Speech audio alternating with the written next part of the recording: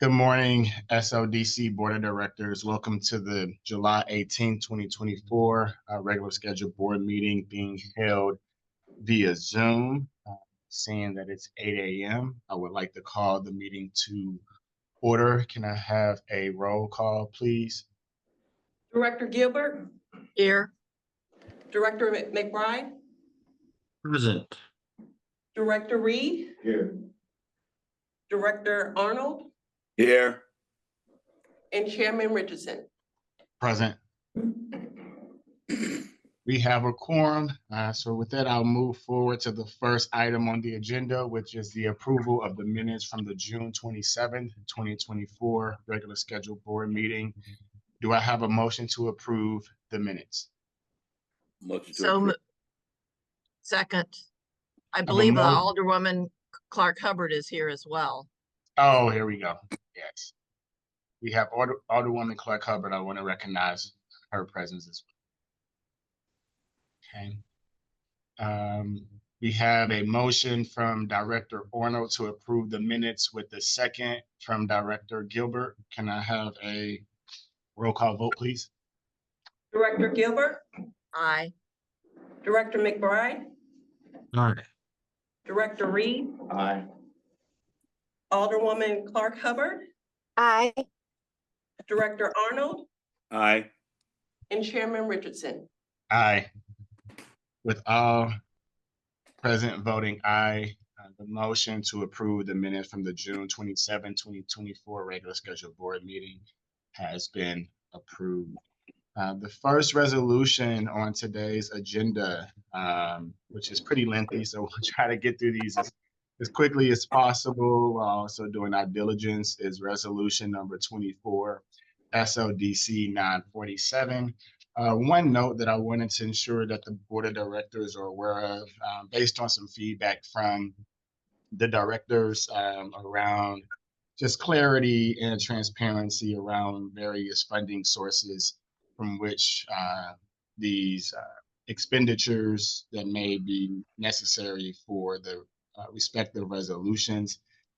We have included a funding source section within the resolution based on feedback. So as you can see here on the first resolution, you'll see the funding source, which is SLDC general revenues.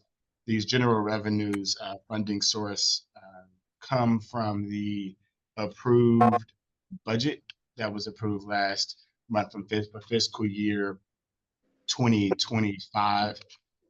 So I just wanted to make the board of directors aware that we did add that funding source based on feedback received.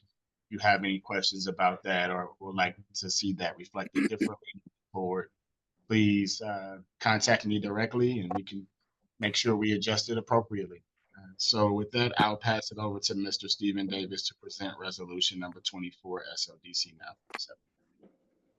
Thank you, Chairman Richardson, and good morning, everyone. As stated, this first resolution will authorize the expenditure for the operation of the Technology and Innovation Center and Incubator at T-Rex and the extension of a memorandum of understanding. So this resolution will authorize the expenditure up to $50,000 each year over the next 2 years to continue funding of the Technology Innovation Center at 911 Washington Avenue in downtown St. Louis. And just some quick background on our relationship with T-Rex. SLDC has been supportive of this organization since its inception in 2011, and I can't overstate the importance that T-Rex has to not only the innovation and entrepreneurial ecosystem here in St. Louis, but the contributions it makes to the overall vibrancy of downtown and particularly Washington Avenue. So for those who may not be familiar, T-Rex supports and has supported over hundreds of small businesses, and SLDC is a regular participant in events that they host around providing resources for these various businesses and organizations to help them scale and grow here in St. Louis. And they also have critical relationships with the National Geospatial Agency. They host a technology innovation center at T-Rex called Moonshot Labs. They also have the fourth floor dedicated to all things geospatial and the Geosaurus. So again, T-Rex has been a critical factor in the growth of our tech ecosystem here in St. Louis. And as SLDC, we wish to continue to support their efforts by providing funding to help sustain their operations.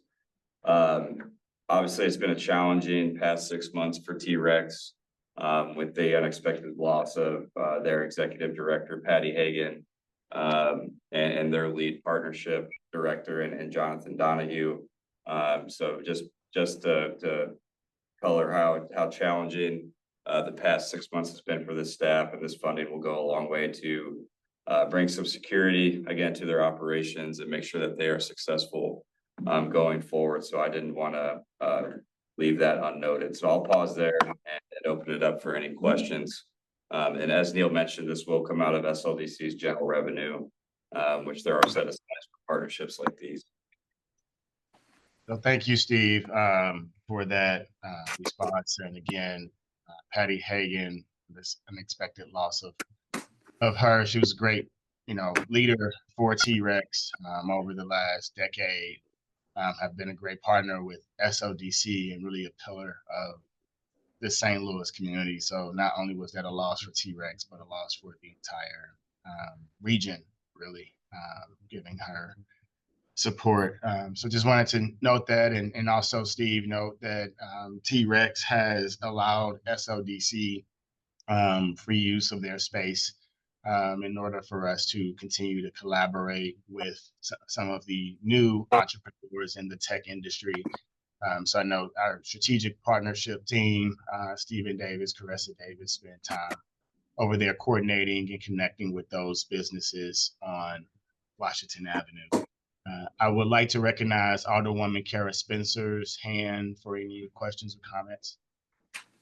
Thank you, Director Richardson. I wanted to just kind of ask in a broader sense. I think that everything that was kind of stated about T-Rex certainly is true. The benefit that we get for the region is obviously very present. I know we are also as SLDC, I believe, is also helping to fund a co-working or sort of collaborative tech space in the Hyde Park neighborhood. Broadly speaking, how many tech co-working spaces are we funding? The reason I ask is I was recently meeting with the folks that are running the T-Rex or the Tech Artista downtown. And of course, we have a co-working space down here in South St. Louis, neither one of which have any sort of help, and they're very much struggling to stay afloat, and they also provide a lot of value to the community. So broadly speaking, I was just kind of curious how many there are in the region and how many we're funding. So I'm not aware of the Hyde Park. Maybe Steve, is there, maybe an informal partnership we have there?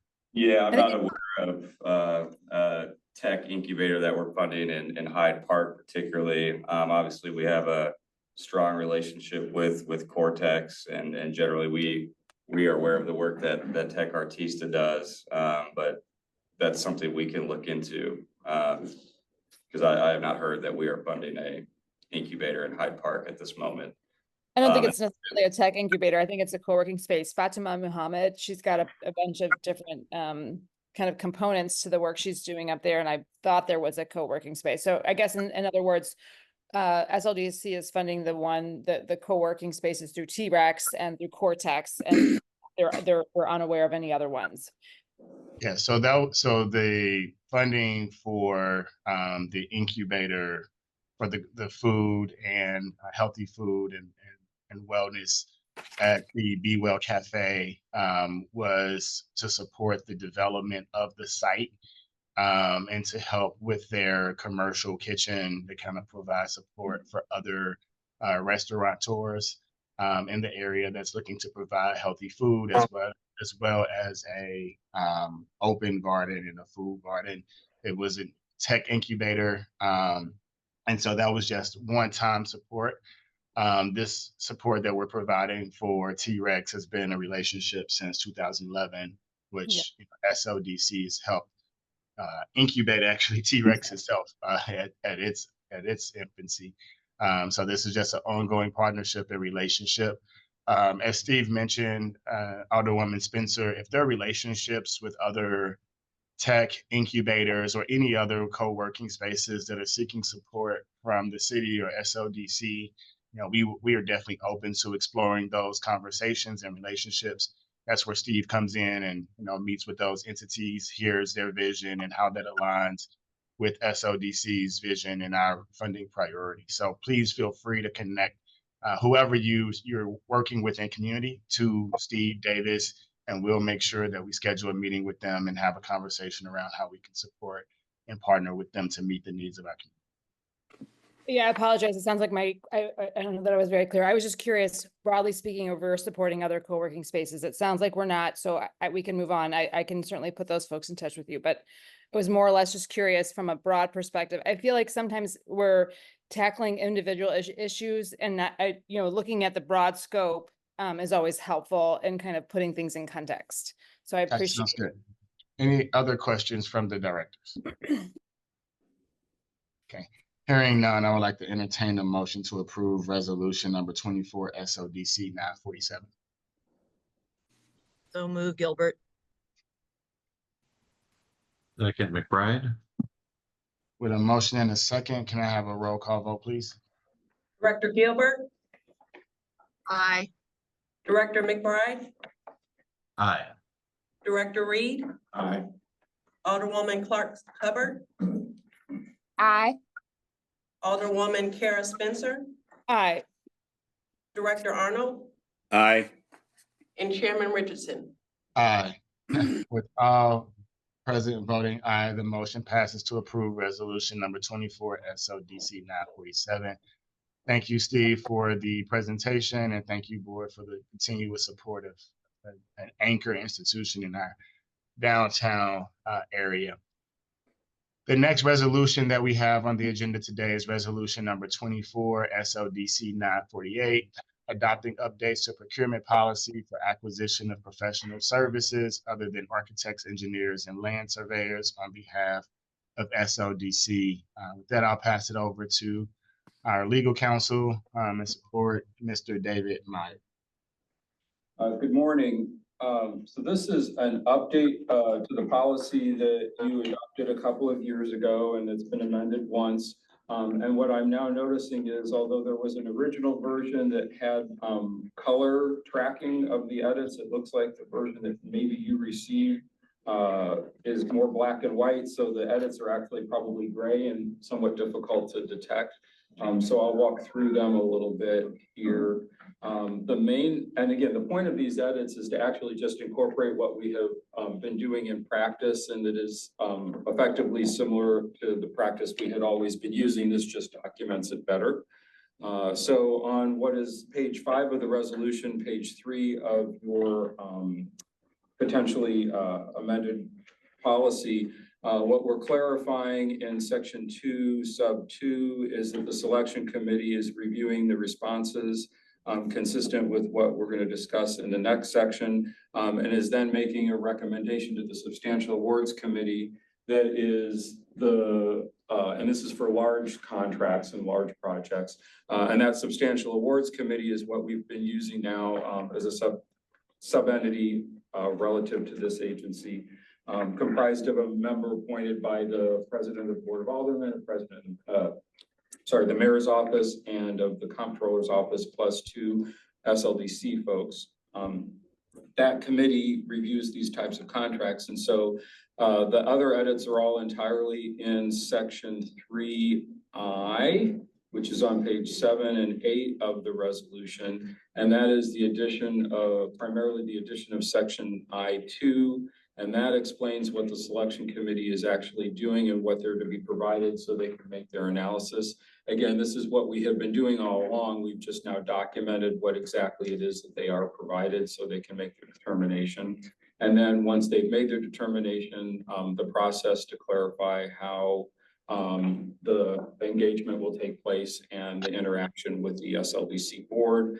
And you'll see some of that in action today, as you have been seeing all along. So again, not to be repetitive, but this really is just an update to the policy to document what we have been doing, and is really more of a clarification and elaboration of what was there already. James Morrow and Olivia Finley, also in my department, are here, and we're all available to answer any questions you may have. Thank you, David. One thing I just wanted to note for transparency again here is this is for contracts estimated, but the substantial award committee is for contracts estimated to be at $250,000 or above. And so we have this standard process that we do for any projects or contracts that are $250,000 or less. We continuously go through that RFP selection process, bring it before the board. For recognizing anything in excess of $250,000, we want to ensure that there's additional review that's provided by a representative from each member of ENA, which is the mayor office, comptroller, and board of aldermen, president of the board of aldermen. And again, as David iterated, this is something that we're already doing. We just want to memorialize it in our formal policy and have it within our standard operating procedures that are documented internally and externally for review. So with that, I'll open it up to any questions that any of the directors have in regards to these updates to our procurement policy. Hearing none, I would like to entertain a motion to approve resolution number 24 SLDC 948. So moved. Request previous roll. A second for previous roll. Second. With a motion and a second for previous roll to approve resolution number 24 SLDC 948. I would like to see if there's any objections to previous roll.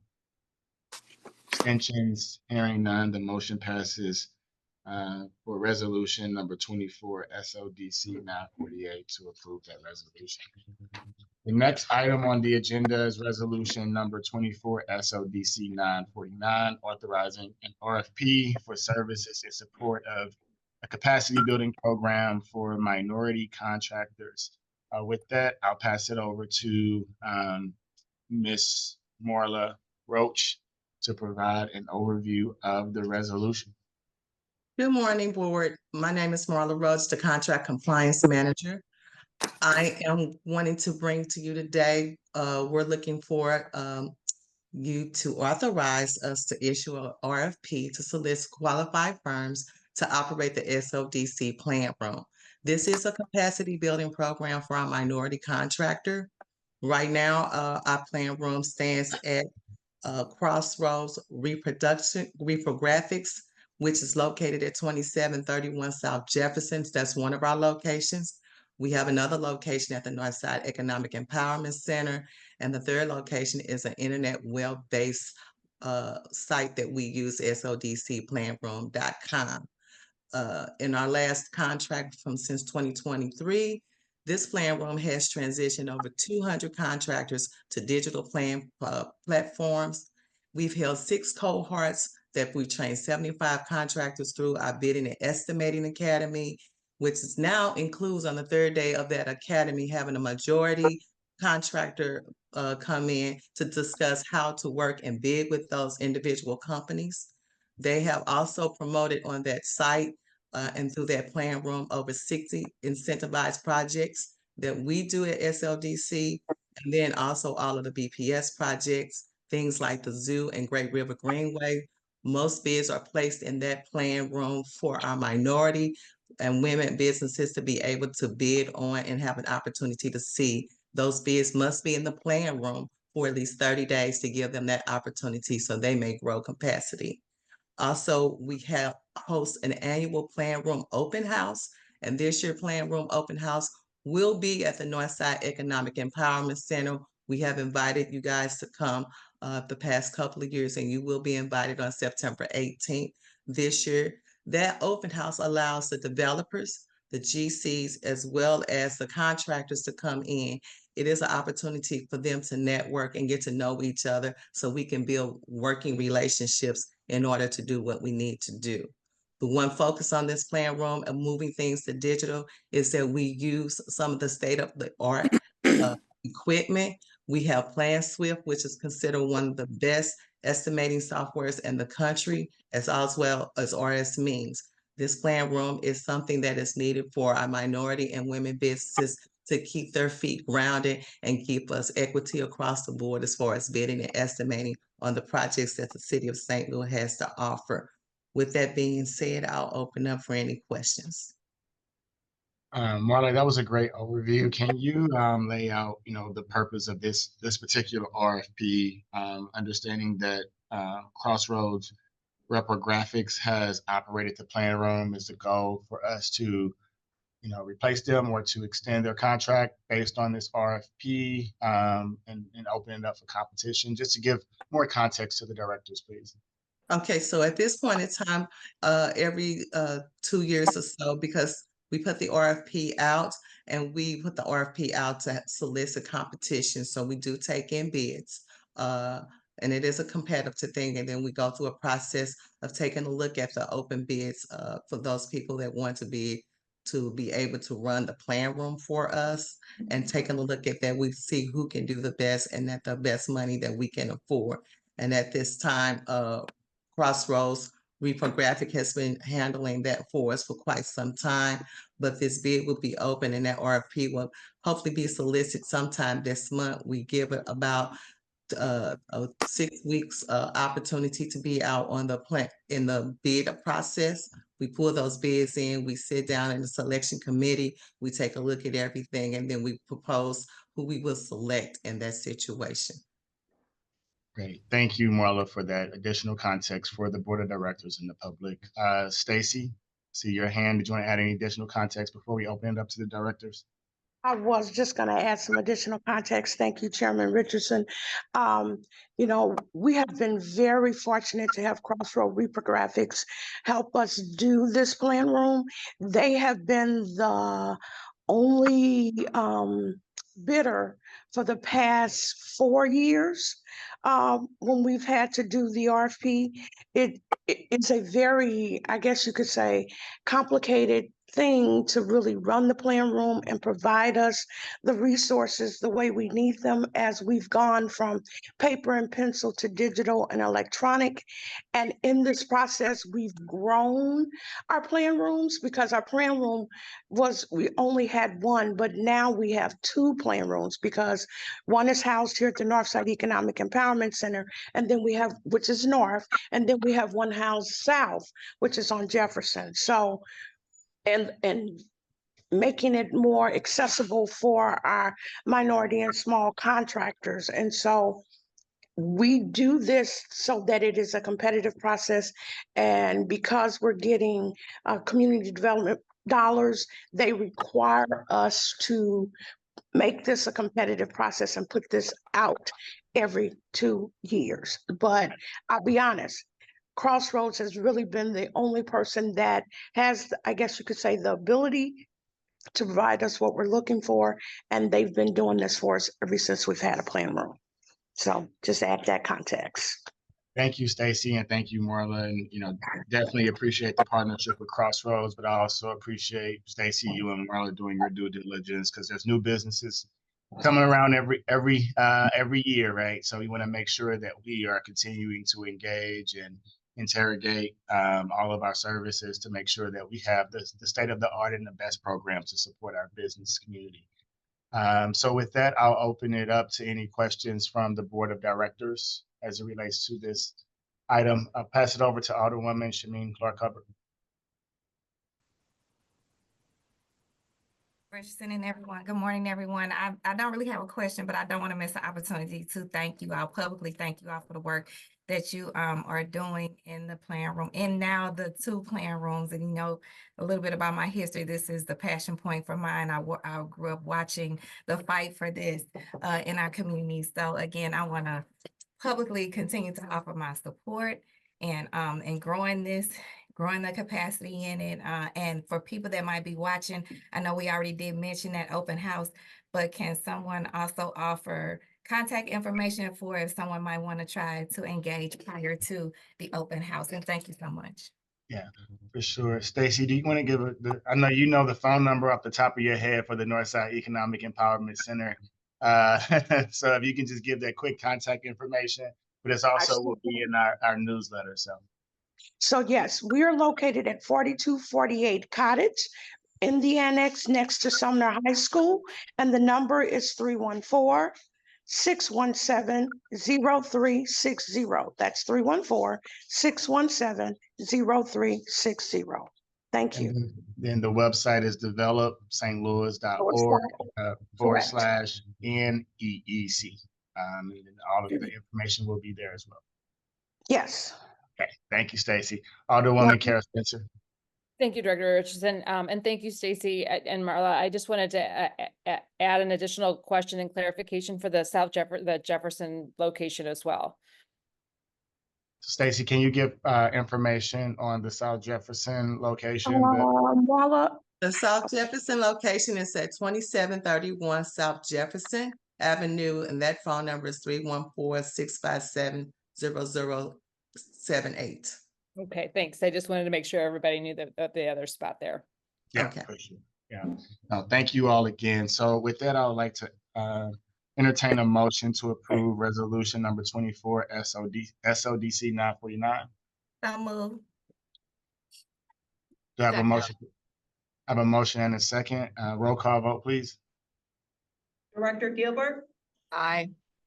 Director McBride, Aye. Director Reed, Aye.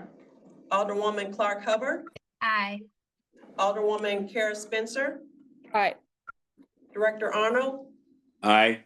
and Chairman Richardson. Aye. With all voting aye, the motion passes to approve resolution number 24 SLDC 949. The next item on the agenda is resolution number 24 SLDC 950, authorizing execution of a funding agreement not to exceed $50,000 with the City of St. Louis Port Authority to procure professional services to rehab a vacant building at 900 North First Street for use as a United States Coast Guard recruiting center. So with that, I'll pass it over to the head of our Port Authority, Ms. Susan Taylor, to start the presentation for this resolution, and then we'll open it up to the directors for any questions. So Susan, you want to take it away? Sure, thank you. Good morning, directors. As I'm sure most of you know, the U.S. military's branches have a hard time meeting their recruiting goals. Coast Guard's no exception. They have a recruitment office out in Northwest County in Florissant.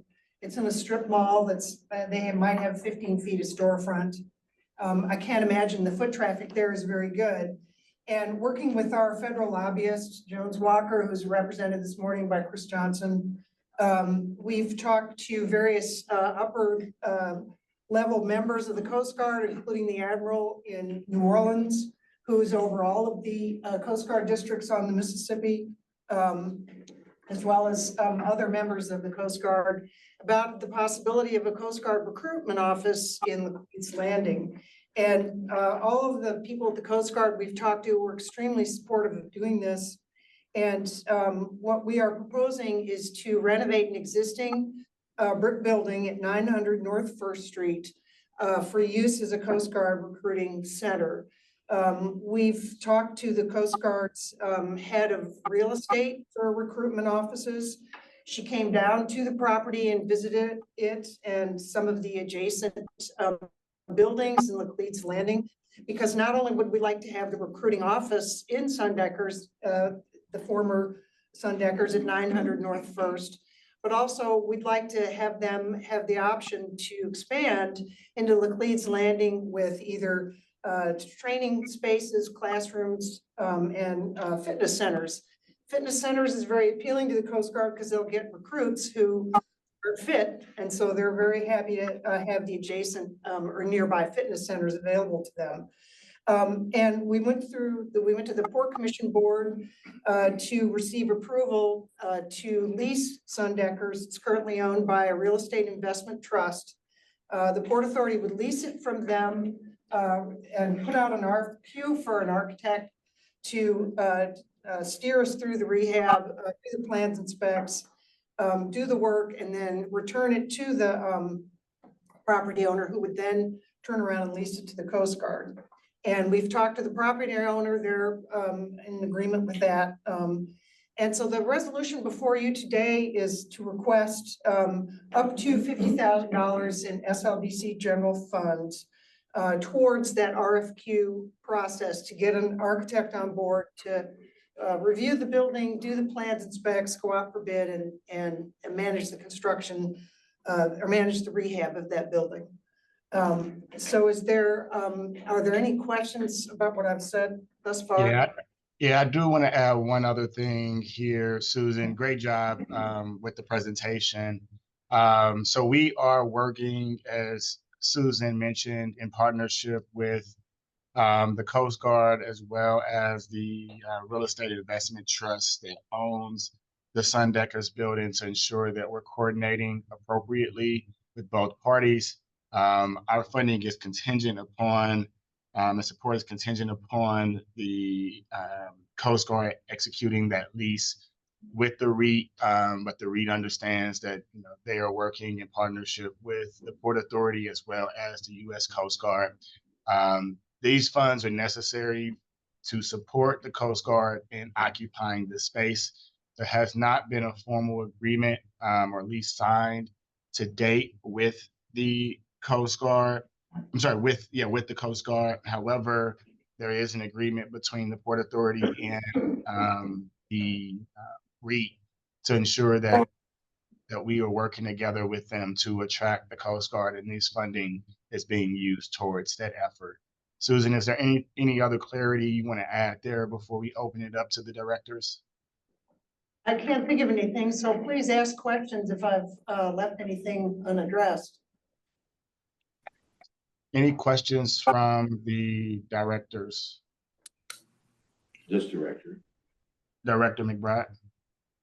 Oh, okay. Sorry, go ahead. Thank you. No, more of a comment than a question. We think, that sitting on the Port Authority, I think this is a good opportunity for the port to take advantage of continued concert of action with the Coast Guard and their important duties that they perform on our river. So I just think this will be outstanding, and hope we can proceed with it. Thank you. I have Director Reed. Was your hand raised, sir? I want to make sure I recognize you. Yeah, thank you. First of all, I was happy to read about it in the paper a couple of days ago. And but my question is Leeds Landing is still in a historic district, huh? As far as I know, I'm not sure what its status is. It may have lapsed, but this building is outside of Leeds Landing. It's next door.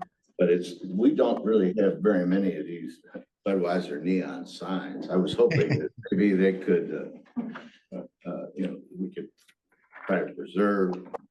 Doesn't necessarily need to be conducive to a Coast Guard recruiting station, but if we could harvest that, sure, with cultural resources, because they just don't make these anymore. That actually came up in the Port Commission meeting, and it turns out that the REIT owns those signs. And I asked them what they wanted to do with those signs, and they said when the renovation started, they would come and claim the signs. So hopefully they have good plans for them. You would think they would, since they're pretty cool. So Director Reed, I think between you and Alderman Cone, you all might have to arm wrestle over who takes the signs. Decide what to do with the signs. Well, I was on the Heritage Committee for 8 years. So. Okay. But no, I appreciate that importance there too, around the historical nature of the area. And we'll give a quick update in the open directors report about the retail incentive program. But as we're attracting more businesses down to Laclede Landing, they're really starting to rebuild a neighborhood there. It's, being able to have more foot traffic and, being able to now attract someone like the Coast Guard to this area brings safety, security, as well as visibility to that area. And the reason why they want to be there is because of those investments that we've made to support those businesses and also the Key Landing Main Street program. So starting to see how the investments that have been approved by this board are having a ripple effect and they're compounding positively to support economic development activity downtown, and really believe that the Coast Guard will help propel that forward in that Laclede Landing neighborhood, which is the first neighborhood of the city of St. Louis. So very important to the fabric of the history of our great city. Any other questions as it relates to this resolution? Okay. Hearing none, I would like to entertain a motion for previous role to approve resolution number 24 SLDC 950. Move, request previous role, McBride. Second. The motion and a second for previous role to approve resolution number 24 SLDC 950. Any objections to previous role? Abstentions? Hearing none, the motion passes to approve resolution number 24 SLDC 950. The next item on our agenda is resolution number 24 SLDC 951, extending contract with MWR Consulting LLC, doing business as MWR Coaching and Consulting through June 30th, 2025. And we have the pleasure of welcoming our Chief Operating Officer, Ms. Stephanie Greasy. It's our first resolution of, I'm sure, many to come. So Stephanie, I'll pass it over to you for the presentation. Great, thank you. And this will be the first of three, so thank you for your patience. The first is to extend our contract with MWR Coaching and Consulting. SLDC has been working with Miranda Richardson since 2022, and she's been providing the organization some valuable professional development services and coaching for our senior leadership. She has developed and facilitated 2 leadership retreats for our organization, and she also performs one-on-one coaching and DISC assessments, among other tools for our team. Going into this next fiscal year, we would love to continue working with her in an expanded capacity. For the first 2 years, her contracts are around $20,000 per year. We're looking at approving a contract for $49,500 this year to deepen that work around professional development. There are a lot of opportunities, and our team is asking for growth and professional development opportunities. We look forward to working with Miranda on those items. She's also going to help us, would also help us work on some capacity building for our neighborhood transformation team internally. So that is the ask for this contract. Let me know if you have questions. Funding would come from SLDC general revenue.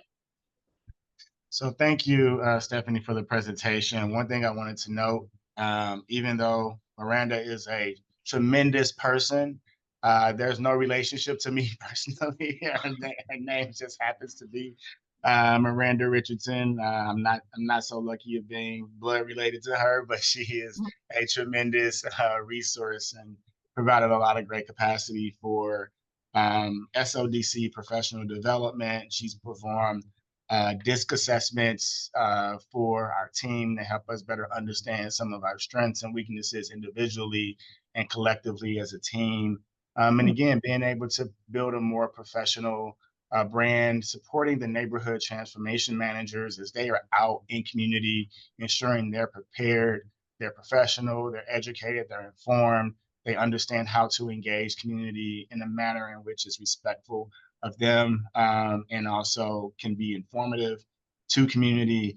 Those are all the things that we're seeking to continue to improve on at SLDC around our professionalism and how we show up in a very appropriate manner to be a representation of the city of St. Louis and the St. Louis Development Corporation. So with that, I'll open it up to any questions or comments from the directors here. Hearing none, I would like to entertain a motion for previous role to approve resolution number 24 SLDC 951. I'll move, Gilbert. Second. There's a motion and a second for previous roll to approve resolution number 24 SLDC 951. Any objections or abstentions from previous roll? Hearing none, the motion passes to approve resolution number 24 SLDC 951. The next resolution that we have will also be presented by our COO, Ms. Stephanie Greasy, authorizing extension of a contract with Levy Consulting Services through December 31st of 2024. Pass it over to Stephanie. Great, thank you. So many of you, I'm sure, are familiar with our partners at Levy Consulting. They also have been working with SLDC since the middle of 2022. They've provided a number of services to the organization supporting our operational functions. They've performed an operational review of the organization, and they are helping us build capacity around policy and procedure development. They are also working with us and supporting us around performance management and really building out a more formal talent management and development infrastructure. So that's been really helpful. We are building out our intranet on a software platform called Xero. I think folks have heard about that, and we've talked about that over time. Their awareness of operational structure and also their experience in kind of art and design has been really helpful getting that tool rolled out. And then for me, most personally, they've been integral in helping me on board as the COO. Their familiarity with the organization, their objective view of what the organization does so well and where there's opportunity to grow has been really helpful for me as I've gotten started. We are asking to extend their contract just through the end of this calendar year, so through December of 2024, to complete my onboarding, but also lift up the Xero platform and the talent management program that we're putting together. For the folks who are kind of tying this together to the budget, the amount that we're requesting through the contract is about $17,000 less than what we had requested in the budget for fiscal year 2025. And that also would be funded out of SLDC general revenue. So thank you again, Stephanie, for that update. And again, for the members of the board that are seeking, what has Levy done for us over the last year and a half, almost 2 years now, that they send a monthly report to the board. So you will have that information in your board packet. You've received that information in your board packet since they've been onboarded from both Levy Consulting and Candid, as you all are aware.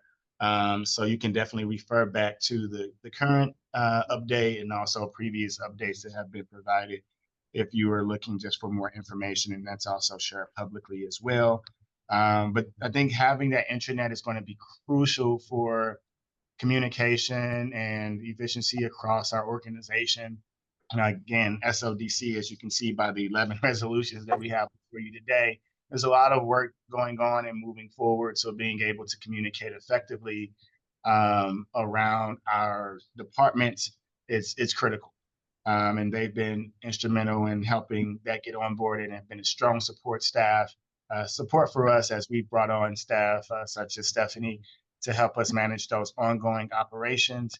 And while I'm, excited and appreciative of Jonathan and Monique and their support, it will be, sad to see them to go, but they'll always be great friends of SLDC, but also appreciative of their support to Stephanie as she's gotten onboarded and will take over the operations full time for our organization. So with that, I'll open it up to any questions from the board of directors in relation to this resolution. Okay. Hearing none, I would like to entertain a motion for previous roll to approve resolution number 24 SLDC 952. So move, Gilbert. Second. The motion and a second for previous roll. Were there any objections, abstentions from previous roll? Hearing none, the motion passes to approve resolution number 24 SLDC 952.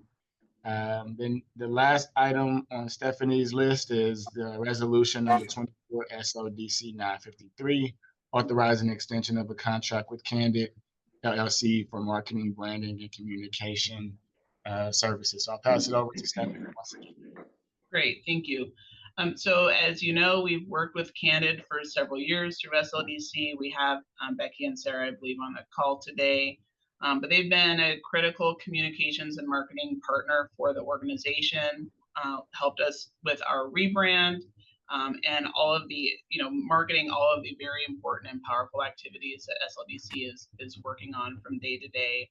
They manage our social media and our website engagement. They manage our email blasts and external communications, newsletters, so many things Candid does to help us have a good face and presence in the public. So I'm really glad to be able to talk about an extension of their contract. You will see in the packet a proposal for kind of the full scope of services that we're discussing with Candid for this year. You'll see that the overall proposal is for $615,000. That includes two components. One component is $345,000 for the direct services that Candid will provide us. There's an additional $270,000 component to that proposal that speaks to the implementation costs of doing marketing work for us. So mailing, postage, ordering supplies, things that are not related to their direct services.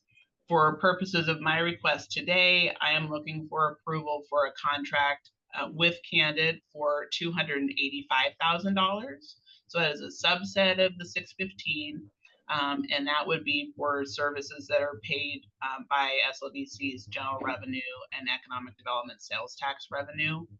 We are going to talk about, and Lorna Alexander is going to do a presentation on this later, but there will be a separate part of the contract that will go through an RFP process for ARPA purposes, and that will be considered later. But the scope today is to approve a $285,000 contract with Candid. Thank you.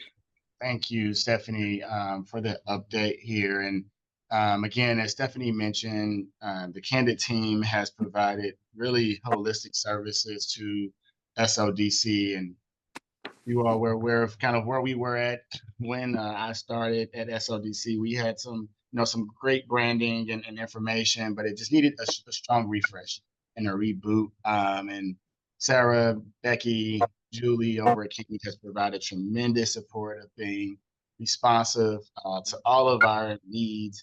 As you can see in the board packet, the exhibit here shows some of the highlights from the marketing and communications efforts from Sarah and Becky. And I'm not sure if the board has time to go through the reports that Sarah and Becky send on and Julie send on a monthly basis, and see the enormous amount of work that they do every month for managing our social media, tracking and providing data and KPIs on that engagement, being able to provide support in KPIs and engagement as it relates to our website, our various new products, all of the great work that we're doing through ARPA, and also just the ongoing support for our branding. As you've seen through some of our presentations, even through the SLDC Board of Directors and our respective boards, you see now a more branded with continuity across our development boards from those presentations and those templates to keep things consistent and on brand. So people, when they see, whether it's the colors or some of the formatting, people recognize the SLDC brand without even it's saying SLDC, just because of the coloring and the formatting and the way in which things are presented, which is, a formulation of how strong our brand is continuing to grow across the city. So with that, I'll definitely want to open it up to any questions that may be had from the Board of Directors in relation to this resolution. Okay. Oh, okay. Got two there. I'll recognize, I wanted to call you Chairman McBride, just because I represent, but I'll Director McBride, I'll pass it over to you first, and then pass it over to Alderwoman Kara Spencer. Thank you. I just wanted to see, we reference a second contract in this resolution. Do we know when that's going to come up? And as a follow on to that, is that just going to account for the additional monies which Ms. Creasy alluded to in her presentation? Yeah, so we are doing an RFP for the ARPA funded portion of their proposal. And so that will be published in the next couple of weeks here. And then ideally we would be able to bring something back to you to consider at the August meeting. Yeah, but that's, again, that's not just a foregone conclusion. Director McBride will have to go through the formal process, RFP, make sure that we review all respondents to ensure that we are comfortable with the response if we decide to move forward with Candid as it relates to the ARPA funded portion. We will, and if there's other more qualified respondents, then we will move forward with them as part of that process. So I hope that answers your question, Director. It does. And while I am unmuted, I did want to recognize Stephanie Greasy in her new role as Chief Operating Officer and welcome her to the SLDC as well. It's good to see a good face and a quality person who's going to be leading this role. Yeah. Oh, thanks, Matt. Thank you. Alderwoman Kara Spencer. Thank you, Director. And I echo, welcoming Stephanie to the SLDC board or to the SLDC organization. It would be helpful. With these consulting contracts, it would be helpful to have a context. I know we've talked a little bit about the whole marketing plan and the budget for it, but I don't see that as part of this resolution here. It's a little bit confusing. I know we've kind of handled these in a little bit of a ongoing basis, and it becomes confusing and difficult to wrap at least my head around the entirety of what we're paying out for these services. Certainly, I think it's true that we needed to have a refresh and a rebranding, but there's so much money here and there's so many moving components. Could we have a quick summary of all of the marketing and marketing funding going to consulting here, just as a refresh for the board and particularly for myself?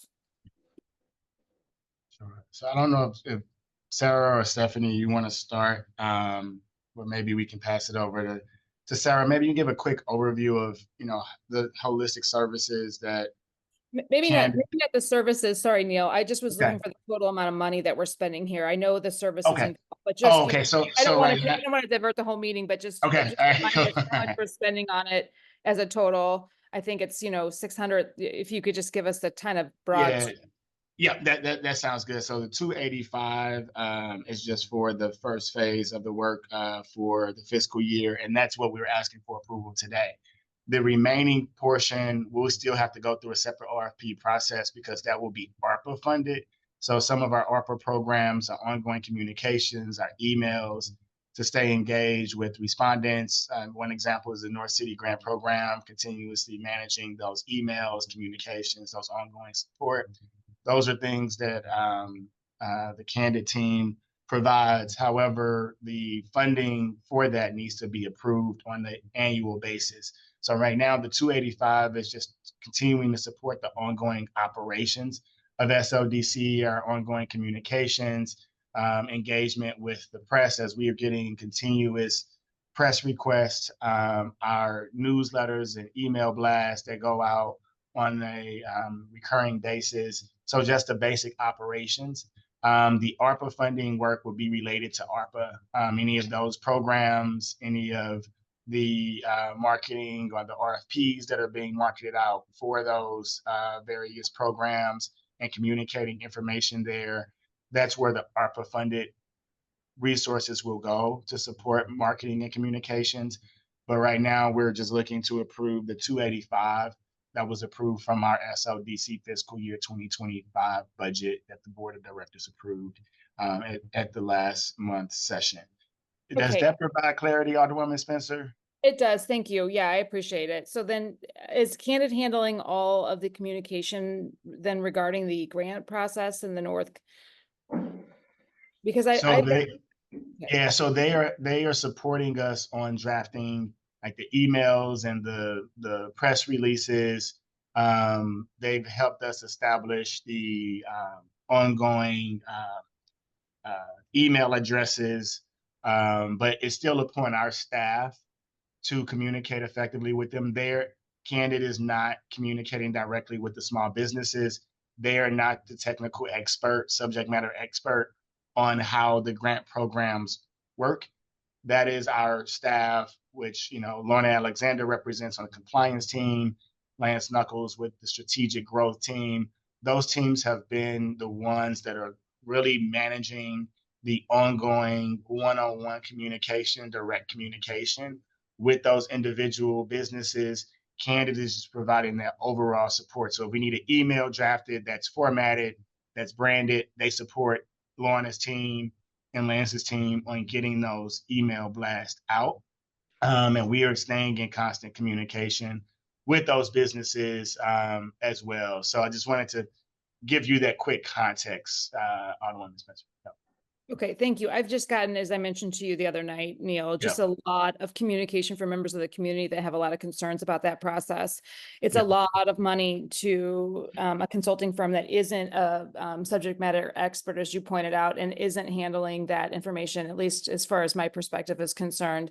And for an effort that I'm receiving a lot of negative feedback from. I'm sure there's positive feedback as well. I'm just not on the lucky side of on the receiving end of that.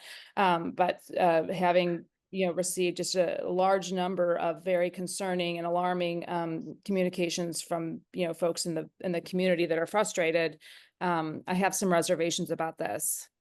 Yeah, that's fine, Alderwoman Spencer. And again, I would not put any marketing and communications person as a subject matter expert for a small business grant program in any way, shape, or form. I don't think there's any communications or marketing department or organization that has subject matter expertise as it relates to all the various things related to the ongoing business. They are informed, they are aware of how the program operates. However, it is upon our staff that manages those programs, that oversees those programs, to be in constant communication and provide the content for Candid to be able to put into those emails. So they have been very responsive. They've been very supportive of ensuring that on an ongoing basis that we're getting information out, we're getting communications out to businesses. Obviously, out of the almost 500 businesses that we've supported and funded, obviously there's going to be a small group of individuals, as with every program or every initiative that's ran by any business or any organization, there's going to be some feedback. Obviously, the negative feedback is always much louder than the positive, but you have hundreds of businesses that have been appreciative and thankful for the support of and the impact. And Sarah and team have been great about uplifting those stories as well. But unfortunately, in our day of age of marketing comms and social media, the positive stories don't always get as much attention and support and shares as the negative. But again, I am in full support of Sarah and appreciate the work that they've done. So does our staff, but I definitely understand your perspective there as well. Any other questions, comments from the board as it relates to this resolution? Hearing none, I would like to entertain a motion to approve resolution number 24 SLDC 953. So moved. Second, Gilbert. With the motion and a second, I would like to have a roll call vote, please, on those motions to approve the resolution. Director Gilbert, Aye. Director McBride, Aye. Director Reed, Aye. Alderwoman Clark Hubbard, Aye. Alderwoman Kara Spencer, Present. Director Arnold, Aye. and Chairman Richardson. Aye. With the majority of those, the Board of Directors voting aye for and approving the motion for resolution number 24 SLDC 953. It is so moved and passed. The next item on the agenda is resolution number 24 SLDC 954, authorizing SLDC to issue an RFP for marketing, public relations, and communication services for the SLDC Coronavirus State and Local Fiscal Recovery Programs, also known as the American Rescue Plan Act, or ARPA. So I'll pass it over to Lorna. Thank you, Neil. So this resolution 24 SLDC 954 is requesting authorization from the board to issue a request for proposals for the marketing, public relations, and communication services for our over 15 ARPA subrecipient agreements and programs for fiscal year 25 starting July 1. So with a little background, you all just approved the continuation of the contract with Candid on the corporate general revenue side. On that side of the floor, and kind of in line with David talking about SLDC's procurement policies, SLDC's procurement policy allows for a request for proposal and the creation of a short list. But, if the board approves that. That's what happened with Candid and the marketing services. I believe the short list was created in 2022.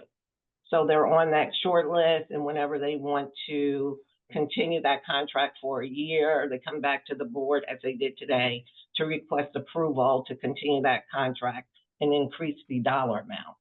On the grant side, there are thresholds for how you request services based on the dollar amount of the contract that you believe it's going to be. So $250,000 is what the grant considers a major purchase. And then that requires that we advertise the service, the request for service publicly. So we'll advertise for it in the St. Louis American and in the Post-Dispatch. And then we'll get the responses. They will be rated, and the contract will be recommended for the lowest responsive firm. And so that's what we're requesting today, to do that section of it, quite different from what Candid is doing for the corporation in whole. These will be services directly for our SLRF programs. And some of the things Candid did in the past with us, Neil's mentioned to them, and what we're asking of any firm that responds in the future will be, one, communication, setting up the mass communications going out through Candid or whoever is going to respond. We need someone to say, we get calls from businesses that we haven't received a communication from you if they've missed the deadline.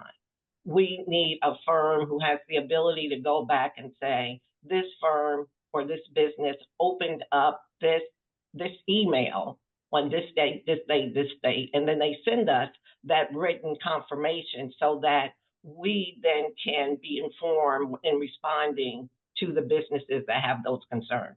They also provide links and set up scheduling for events for us through Eventbrite. So when on the North City grants, we had the one-on-one sessions with almost 500 businesses. Candid was the one to set up those links to Eventbrite and then provide to us the schedules for those visits. So we are going to continue to need services like that in the future, and the reason for our request for your authorization to issue this RFP.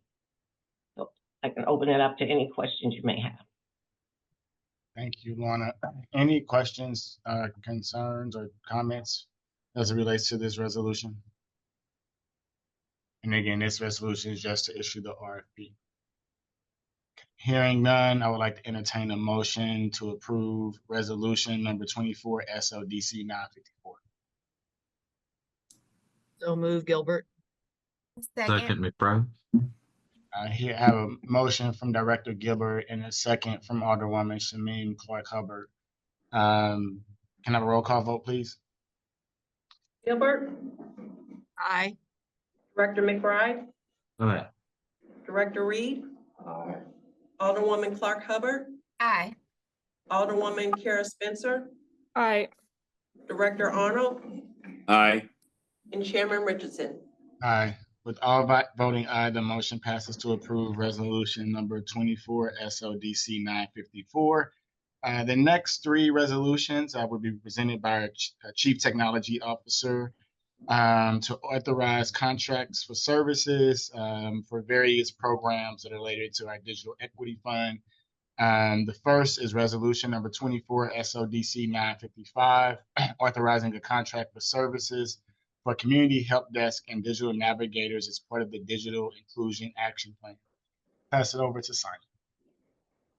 Thank you, Chairman Richardson, and good morning to the Board of Directors and staff in front of you. And the background for all these three requests are the same. So I'll start off with the background, an overall background, and then I can take questions as we go on each of the three resolutions in front of you.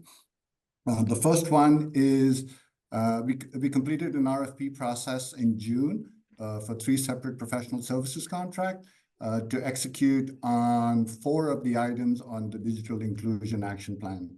If you recall, in 2023, the city and SLDC undertook a study to understand how optimally to address the digital divide in St. Louis. And they laid out about 10 specific actions that we should take over the course of the next 36 months. And I'm excited that the awarding of these RFPs start the process on 4 of those action items.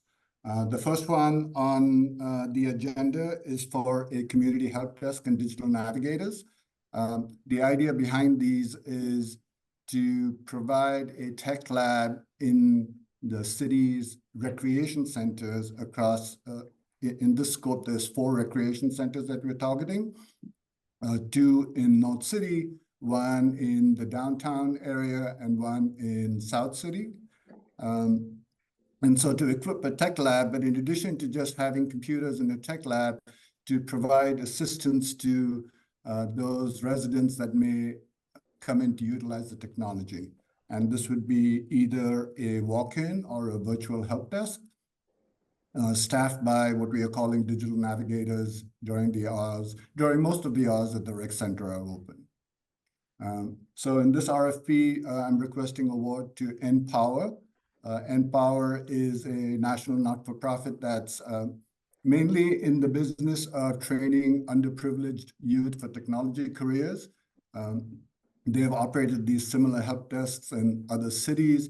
They also have a partnership with the Urban League where they provide a help desk. So they have a model and they have experience in doing these.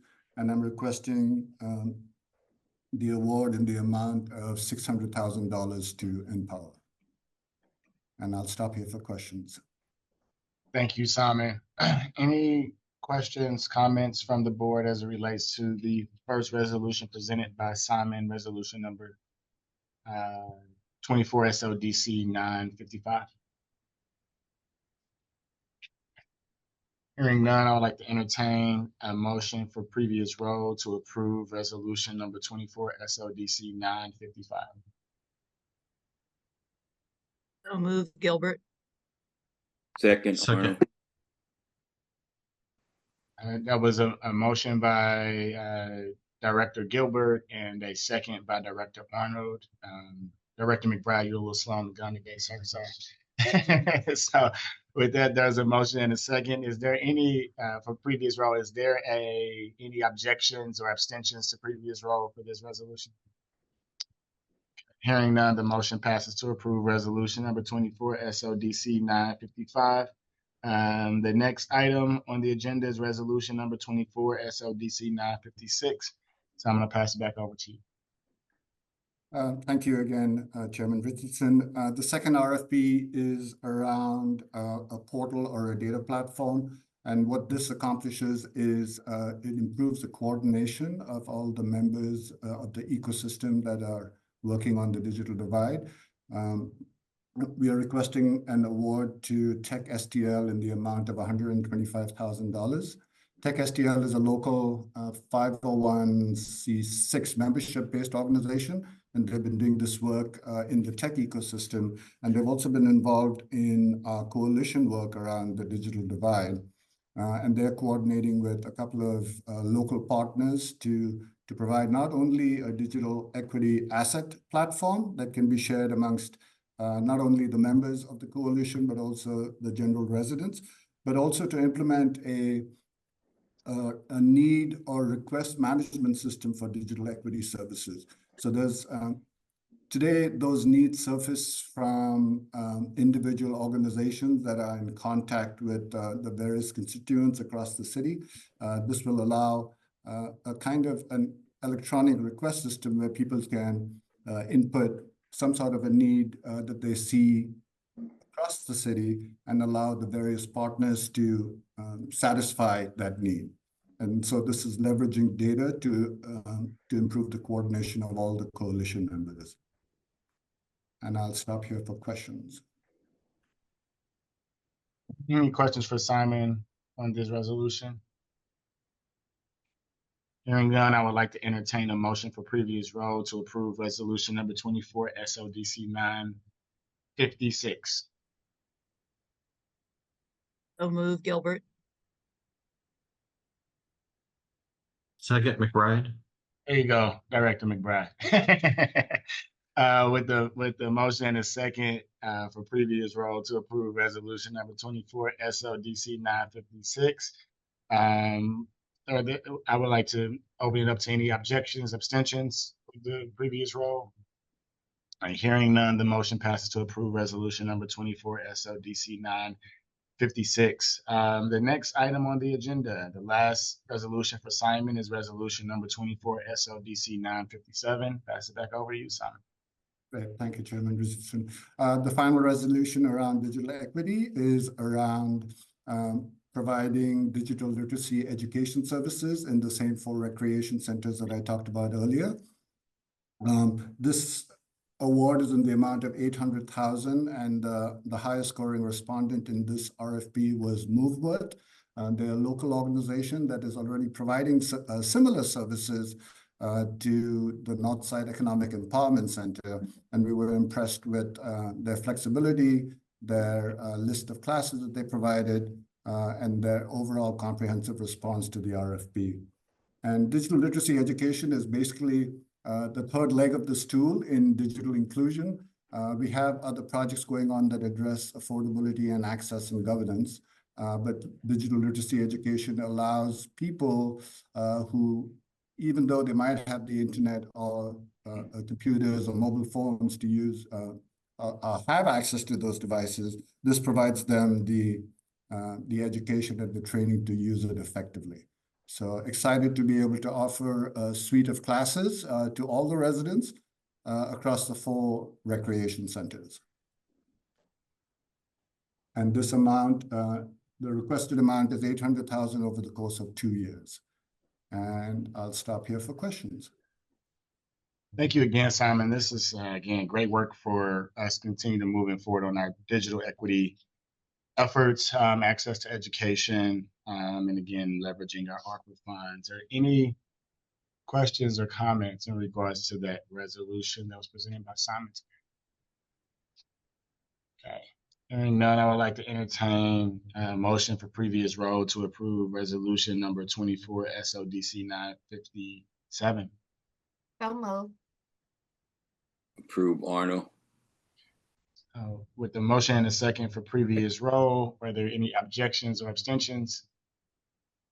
Hearing none, the motion passes to approve resolution number 24 SLDC 957. And again, thank you, Simon, for your leadership. Your team has done a tremendous job of setting up these new programs and moving these ARPA funds into the community to support some of the challenges and remove barriers for digital access.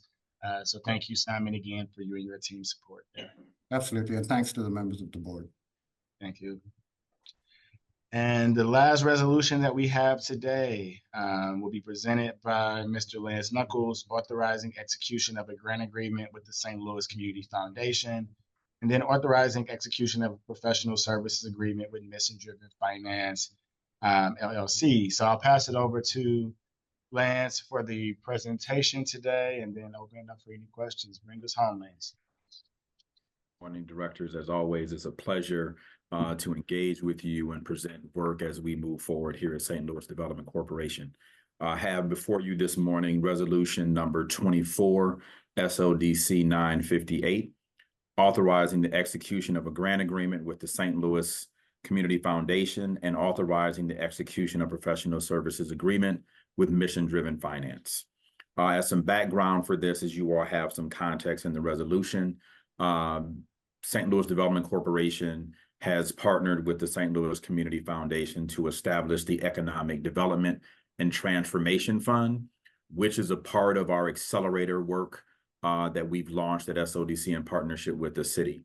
The accelerator is an opportunity to raise $100 million in grant capital and impact investing capital, as well as attracting $500 million in private equity and private debt, as well as us attracting up to $400 million in state and government funding to support the investments in economic development activity and projects here in the city of St. Louis. The Economic Development and Transformation Fund has been seeded by an anonymous donor to see that program to start moving forward and operating and executing partnerships and the community advisory. And so in this request, the St. Louis Community Foundation is seeking to engage a partnership with St. Louis Development Corporation, providing us a grant to execute this contract with Mission Driven Finance to work with us to establish and build a set of funds that we would use to attract dollars, both from a philanthropic perspective to support priority projects, as well as from a private equity and private debt perspective to provide those services. This contract is being broken up into two components. The first portion of the contract agreement is for $50,000 as stated in the resolution, covering the first quarter and a half, if you will, of services, which is research and engagement in community with potential partners. And then the second half of the agreement that will come back to this body at a future date for $150,000 to provide services and actually fund development, legal document structure, and a go-to-market strategy that we would leverage to raise capital to support our priority projects. And so again, this resolution is seeking your authority and support to receive the $50,000 from the St. Louis Community Foundation and for SLDC staff to move forward in executing the first phase of the contract in the amount of $50,000 to get the first phase of this work done. With that, I will yield the floor and answer any questions from any directors at this moment in time. So I just wanted to add some quick context here. Again, as we initially talked about the work around the Economic Development and Transformation Fund, was to be able to coordinate and align public, private, and philanthropic dollars to advance economic development activity and the priorities within the Economic Justice Action Plan, recognizing that the public funds that we have, again, while they are, unprecedented, it's insufficient to be able to meet the clear needs that we have in our community and the ongoing and growing demand across some of our most challenging areas. And so we put a call out to the public, the private and the philanthropic sector, working in coordination with the St. Louis Community Foundation. They have been supportive, great supportive and collaborative partners of how we raise capital. And so we have worked with them on bringing in philanthropic dollars to support these efforts. So the $50,000, as Lance spoke to, will allow us to establish a new fund to attract capital from across the country to invest in the city of St. Louis in partnership with Mission Driven Finance. And being able to leverage those philanthropic dollars takes the burden off of leveraging SLDC general funds or even other public funds to be able to accelerate these efforts.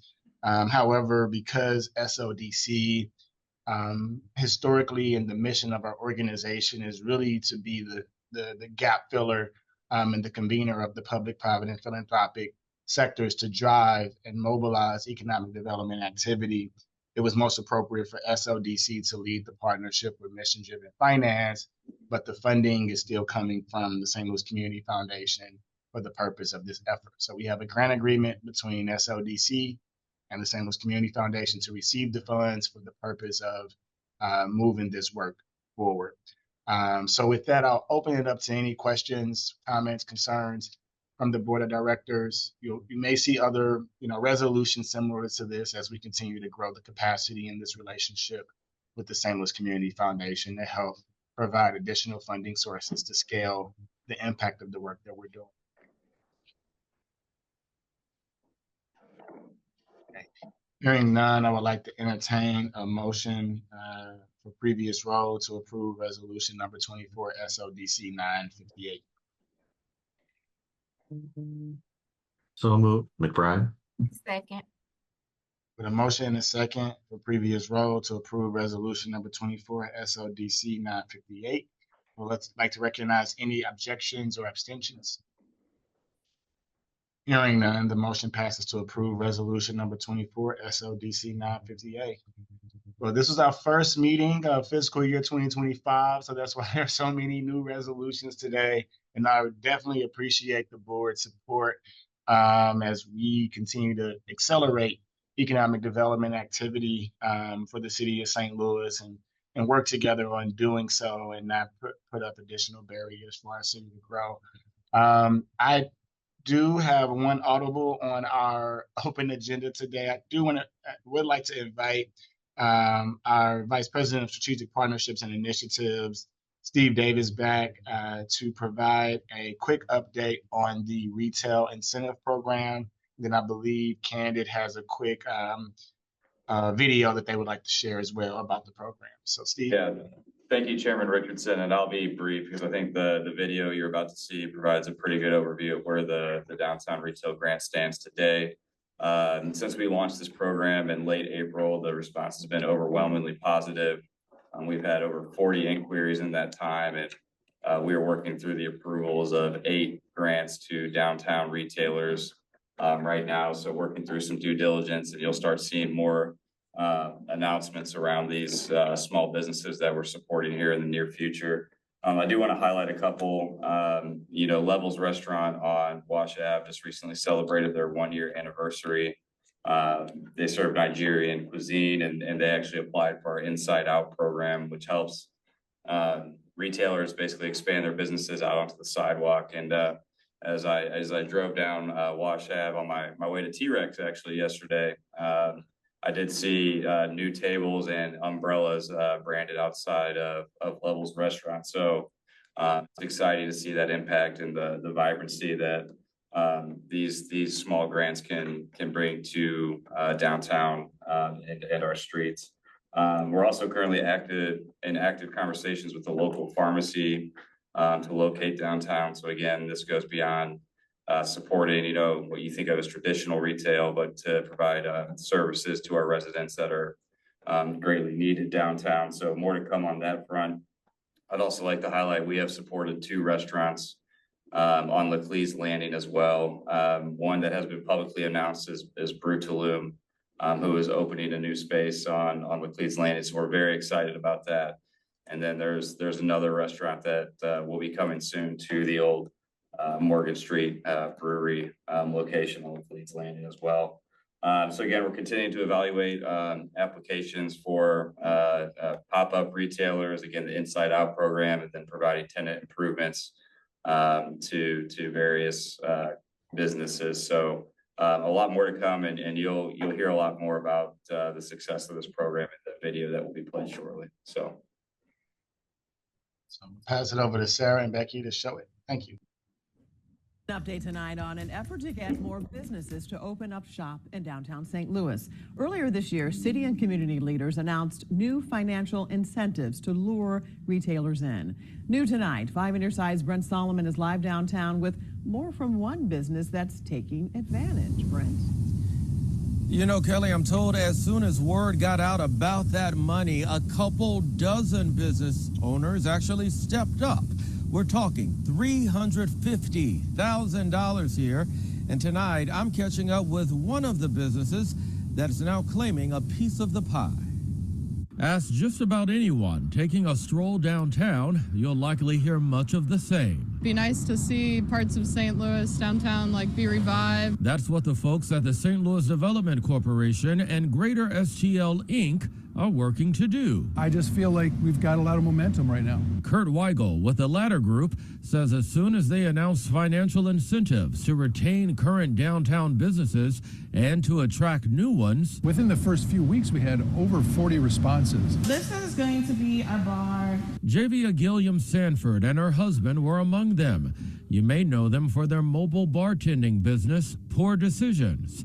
Now they're opening a brick and mortar location here on Washington Avenue. No TVs back here, just you, your bartender, like a bar was intended. It will be called The Passport, a travel and vintage themed establishment with ties to home. You may know in St. Louis as kids, we used to put our peppermints in our pickles. So you'll see a dirty martini with a peppermint infused gin, a pickle brine, a little Lillet Blanc, something that makes us feel like St. Louis, in our part of St. Louis where we grew up. The company is the first grant recipient to be announced, winning $15,000 to open up shop. Organizers say this is an ongoing effort, and while other businesses are in the process of being awarded, others can still apply. People will come to these retailers, to these restaurants, because that's why people go to cities in the first place. Downtown's coming alive. We do really want to be part of that heartbeat. Now, this grant also helps businesses who are already downtown to improve their facade, greenery, furniture, you name it. To find that application, just visit the As Seen on TV section of KSDK.com. Live downtown, Brent Solomon, back to you. This is Cellular.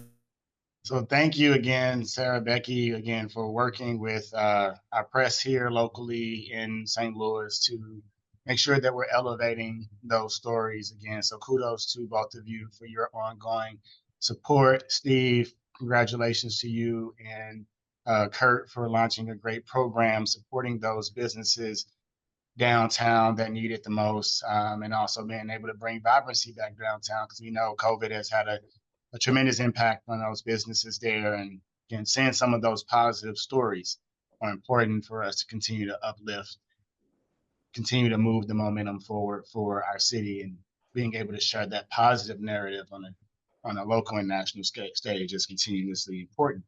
On another positive note, as it relates to the North City grant programs, I want to give a quick update there. Lorna, myself, other public officials joined over 70 businesses, almost 70 businesses to sign grant agreements to receive their first $15,000 in addition to the $5,000 of capacity building awards at the end of June. That was very exciting to hear those businesses. I think we had some businesses even crying around how excited they were and giving them hope. But also we're going to publish a video this week for all of the city to hear and see how the scoring was decided upon for all of the programs, how they worked, and then also allowing an opportunity for any business. Again, we had over 700 applications, $700 million in requests for $33 million of funding that we had available to have a one-on-one debrief with our staff members to kind of walk them through the scoring criteria.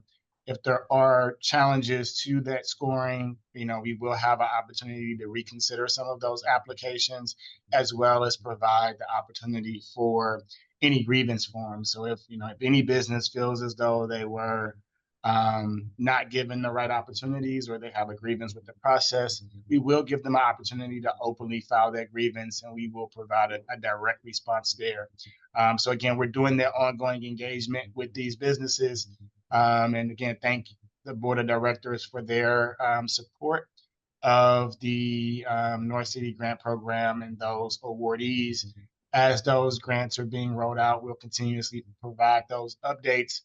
We are planning to engage with the businesses that received the larger award amounts through the community enhancement, expansion, facade program, and operational expansion next week. There will be a formal award letter going out next week to each one of those businesses. We would then schedule meetings with each of them to help them understand the next steps for them to go from being awarded to being funded, because there's some additional steps. Remember, when we approved the resolutions last month, they were all contingent upon those businesses providing, the financial records, going through their viability assessment, ensuring that they're up to date on their license with the license collector office, ensuring that they're up to date on their taxes with the collector of revenue before any dollar goes out the door.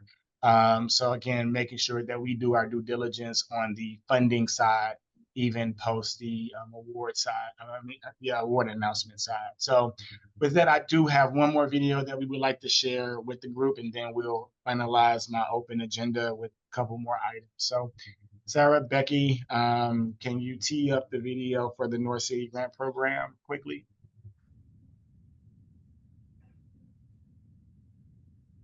Dr. Marcus Howard was raised on St. Louis's North Side. He owns Greater Health Pharmacy and Wellness on Del Mar, which is why getting a small business grant is a full circle moment. It's important for the ARPA dollars to be used for this purpose, because you have businesses such as Greater Health Pharmacy and Wellness that is supporting the pharmacy deserts that exist. It's one of 295 businesses the mayor's office will distribute $30+ million to spread primarily throughout North City, all of it coming from COVID relief money. This is the shot in the arm that businesses in North St. Louis have been asking for, and we are happy to deliver. I can take that money and invest back in the business. Marianne Hamilton says it's a sign of hope for her media company, dedicated to turning around the foster care system. I am grateful. More than anything, I feel like I was chosen. North St. Louis has been left to fall for so many decades, and this is our opportunity to make sure that St. Louis can succeed, because over half of it has been left to fail. The city has to allocate ARPA funds by the end of the year. Grant recipients have until December 2026 to spend it. It's why the head of the St. Louis Development Corporation says a scoring system for how much people received was necessary. How do we prioritize businesses that actually have residents that own these businesses from North St. Louis? So that was part of our scoring criteria. If a business owner actually resided in North City, they received additional points. A relief to those living in a neglected part of St. Louis, and motivation for those invested in making it better. It's tremendous, and it's a huge help to the businesses here in St. Louis. Now, the city did let. Thank you, Sarah and Becky. Again, I know there has been, a small contingent of businesses that have voiced concerns around some of the challenges of the program. But as you can see, there are hundreds of businesses that are very appreciative and will utilize these funds in a very impactful way, not just to support their own business, but also to support the communities themselves. Of the 22 projects that we are funding through the Community Expansion and Enhancement Program of approximately $20 million, we anticipate over $100 to $150 million of actual investment that will be created as a result of that $20 million influx. So being able to see not just the $20 million bucket being deployed in a significant manner in North City, also seeing transformation happen with these dollars in North St. Louis communities and neighborhoods. And that's what these dollars were for. One, help the businesses sustain and stabilize themselves, but also to help drive and expand impact in North St. Louis City in a more transformational way with the small resources that we have today. So Lorna, do you have any other comments before we move on in the agenda? I think just quickly, I think I mentioned at the last board meeting that these applications have touched so many hands. And so as we posted the awardees, we are getting calls for people who were either dropped out or considered incomplete. And they said, well, hey, this happened. Look in this email. I might have sent it to the wrong email address. So we're forming what we're calling the reconsideration committee for these situations where the oversight might have been on SLDC, or we're extending that handout to the business if they did submit information and it just went to the wrong place, if we can support that. And so with that, the reconsideration committee will review all of these applications, and then on a monthly basis, come back to the board with a revised list of awardees, either adding additional businesses on for these smaller grants or removing businesses that did not pass the viability assessment. So I just wanted to put that out. So again, thank you, Lorna, for that diligence. Again, I don't know many programs or organizations that once they award the grants, they reconsider applicants, but that's, what we were wanting to do to ensure that we are being transparent and open and, recognizing this is a significant bucket of funding to support, North St. Louis City. It's important for us. Any questions from the board of directors as it relates, or comments from the board of directors as it relates to this program? Okay, we'll keep moving. We'll give a quick update on ARPA interest funds. I know last month there was a request from the board around how ARPA interest dollars from funds that were allocated to SLDC were being managed and distributed to ensure that, again, we're meeting the needs of our community in the city of St. Louis. We have formalized a report that Charlie Hahn, our CFO, has put together for the board here, and also want to ensure that the public was aware of how we are leveraging these funds. So I'll pass it over to Charlie to give a quick update. Charlie, are you present with us today? I am. Okay. Sorry, I was on mute. Thank you, Mr. Chairman and Commissioners. The report, actually, Chris was banging on my wall trying to wake me up. The report shows, and I'll briefly go through this. I'm not the expert on any item, but I think between the group that we have here from staff, we can answer any follow-up questions. But the revenues produced through interest earnings as of June 30th were $3,742,000. The list of items below is how we have deployed or encumbered them to date. All the items that you see have passed through the SLDC board, and the date of the SLDC board meeting is next to the item. The most recent, which caused the request, was the Sports Commission request for $500,000, a reserve for event gap financing, and I think you all recall the discussions on that. And then the ICSC / GSL trade show that was in Las Vegas. We attended that and used that money, ARPA interest, to support that effort. The slate was before you. The slate transaction was before you in April, and that was to support dues that benefit not only Slate but us.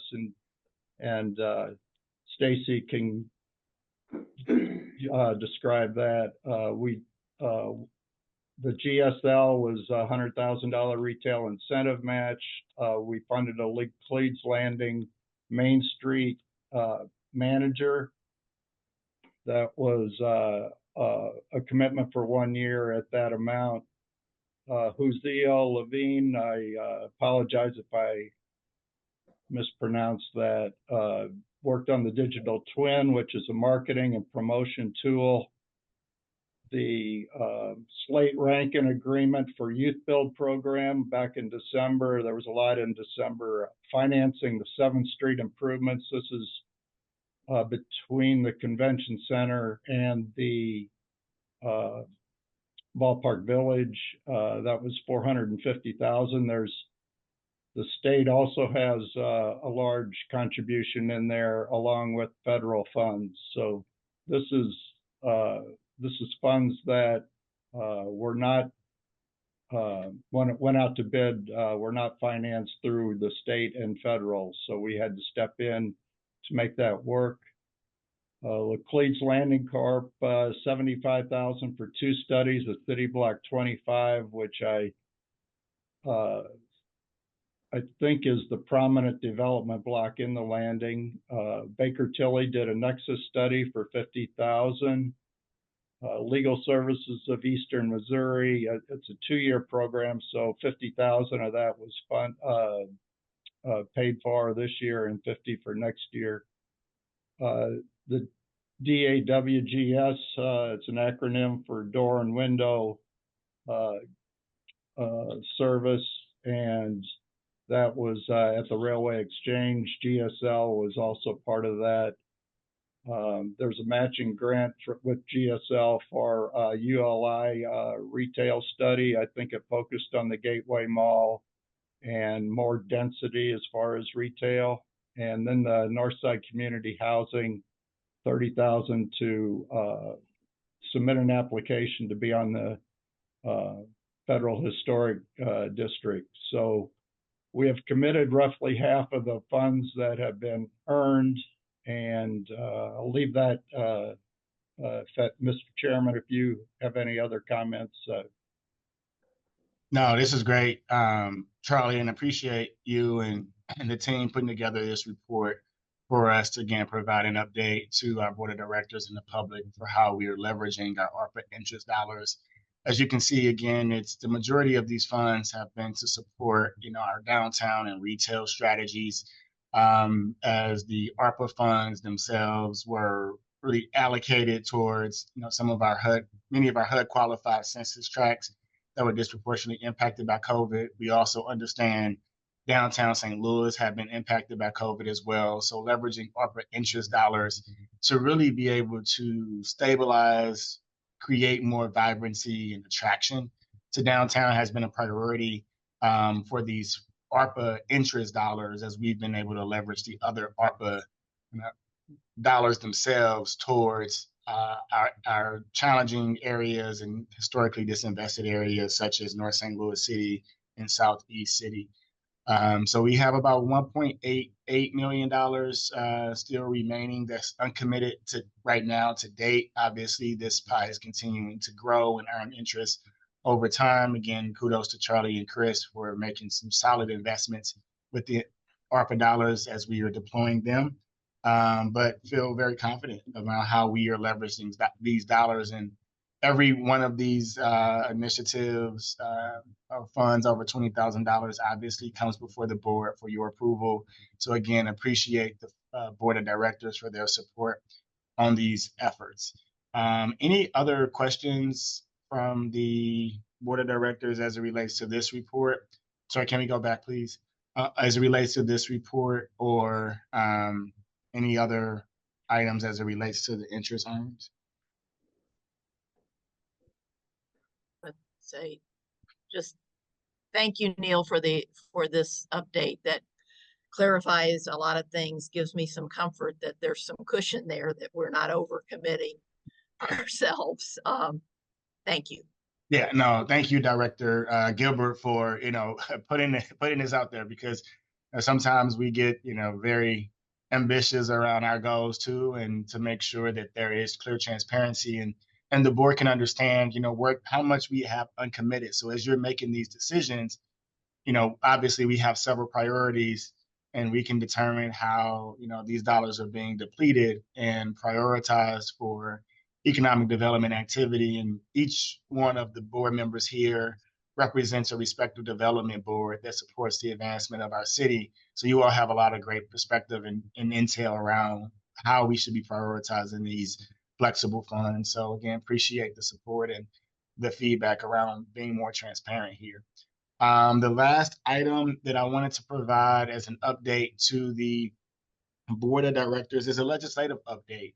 So we have our lobbyists here, Jackie Bourget and Chris Johnson, to provide a quick update on legislative matters over the past fiscal year. So with that, I'll pass it over to Chris and Jackie. I'm not sure which one of you are going to go first, but I'll let you all decide. Jackie, go ahead.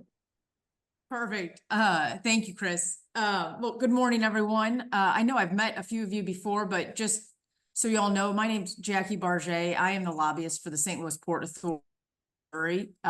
So I represent the port's interest in Jeff City on legislative matters.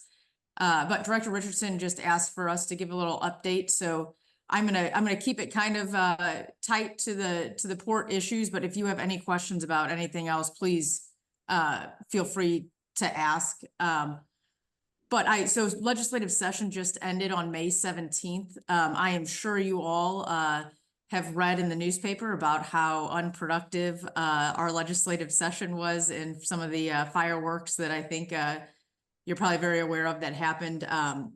But just to put that in perspective, we had about 2,500, a little over 2,500 bills introduced this legislative session. And besides 19 budget bills, we only had 27 bills actually pass, which is one of the historically lowest number of bills that have ever passed before. I just say that so that you kind of get a sense of how slowly everything was moving and the sense of dysfunction that was going on in Jeff City. Our state did pass a $52 billion state budget for the fiscal year 25. That is a very big number. We obviously have had a lot of influx of federal money and other funds coming in, but even if you go back to 2020, our state had a $27 billion budget. So that has almost doubled in 4 years. And I mainly bring that up because you will hear a lot of people, as you see ads and everything else for these upcoming elections, talking about reining in state spending.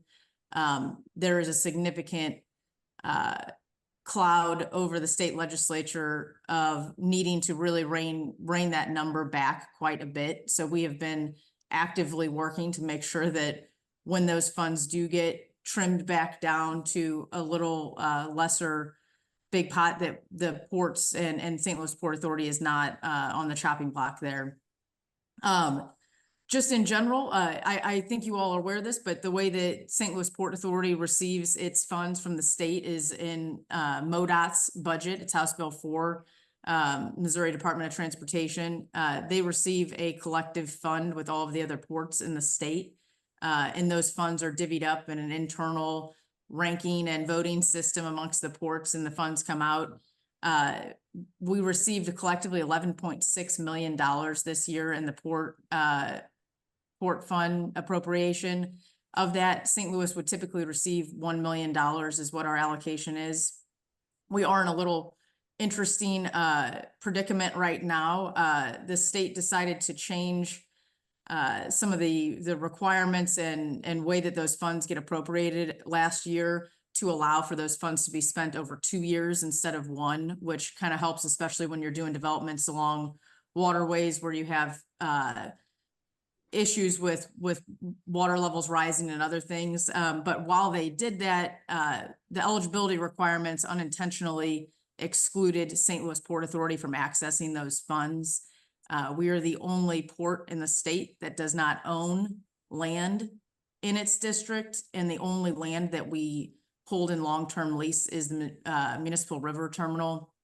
So we introduced a couple bills last year. Senator Steve Roberts and Representative Del Taylor from the city of St. Louis both introduced bills to make sure that St. Louis Port Authority, although we don't own or hold our land in long-term lease, we still can access that. It was overwhelmingly supported. It was voted out of the House unanimously, which is very, very rare, especially in these types of years. But it just due to all of the dysfunction in the Senate, we were unable to get that passed this year, unfortunately.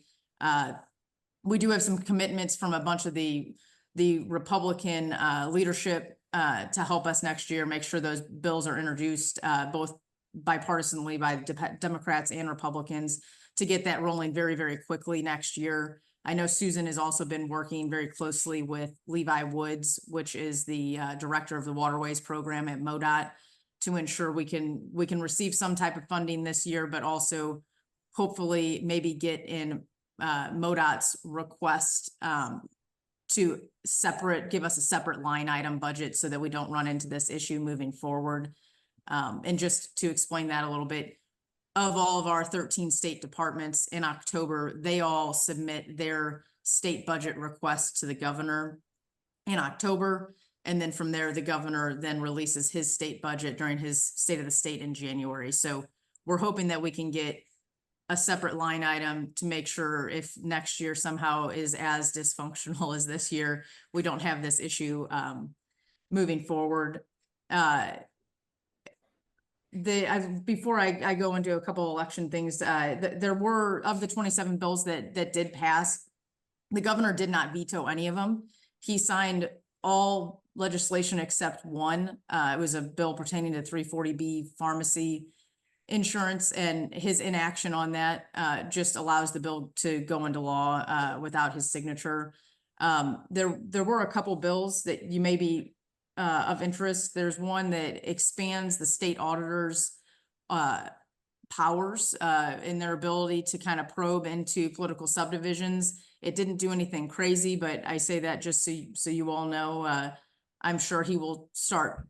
He was very excited about it, and he is kind of hit the ground running, starting to go through different political subdivisions across the state, probing a little bit. And then the other bill that you all might find of interest was a big public safety bill.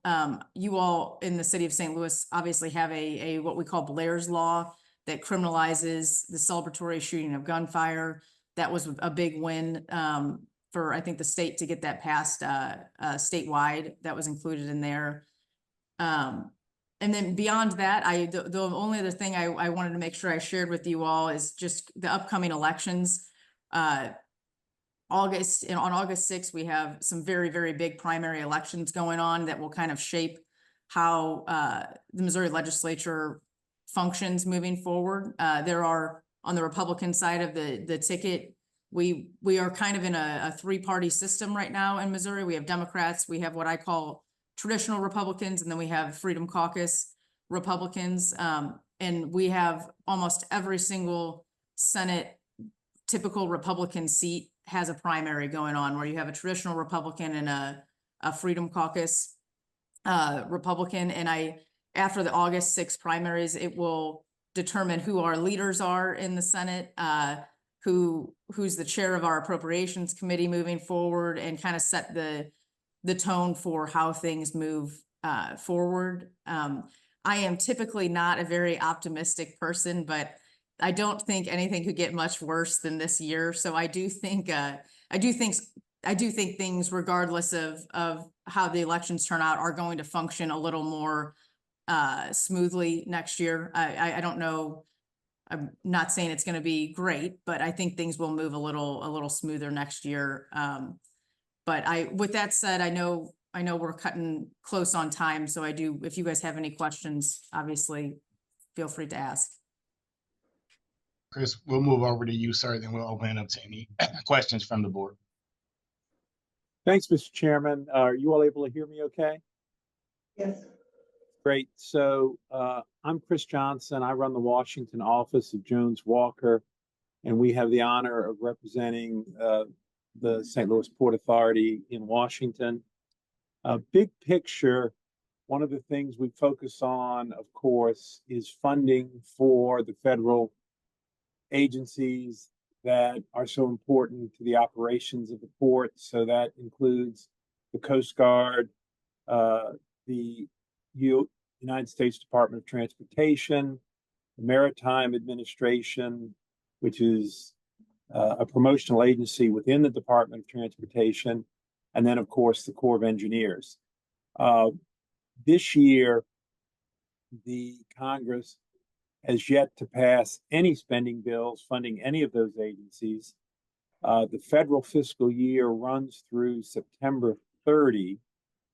And so in order to keep those agencies running and the government open, the Congress needs to pass spending bills on or before October 1. Of course, we have an election year, as everybody is well aware. What we think is likely to happen is that Congress will pass a stopgap measure, keeping the government open until sometime in November, December, after the November 5 elections.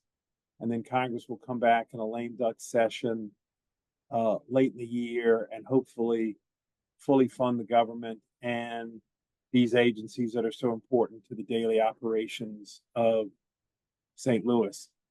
We have had a few situations in the last couple of years where we've had short-term government shutdowns or the threat of government shutdowns. And if that happens, it could disrupt the operations of the port. We're hopeful that Congress is not going to want to have a government shutdown in October, a month before elections. So long story short, we're monitoring that, and we are hopeful that there won't be any disruptions. More specifically on projects that we're working on for the port and the chairman have identified, and of course you all discussed it and passed a resolution in this regard earlier today, but the port and the chairman have developed a strategy of enhancing the relationship with the United States Coast Guard. The Coast Guard, of course, is hugely important, not only to the daily operation of maritime commerce in and around St. Louis, but is also potentially very helpful from an economic development standpoint. Several months ago, Chairman Richardson, Susan Taylor, and a group from St. Louis and I went down to New Orleans and met with Admiral David Barada. The chairman referred to it earlier. And we gave him and Admiral Barada is the commander of the 8th Coast Guard District, which is based in New Orleans, but he has jurisdiction all the way up the Mississippi River, including, of course, St. Louis.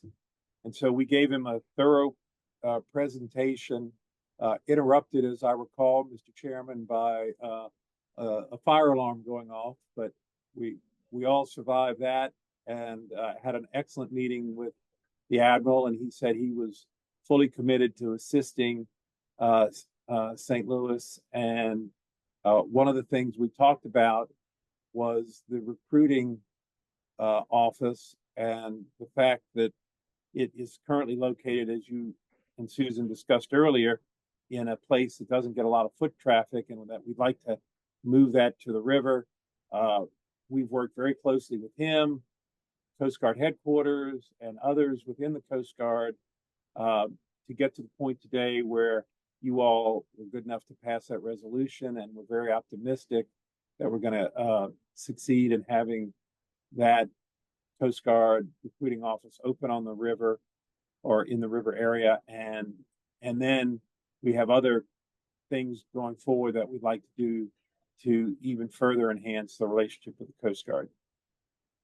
Separately, we have worked very closely with Susan and her team on the South Riverfront redevelopment project, and in particular working to identify federal dollars that can assist on that project.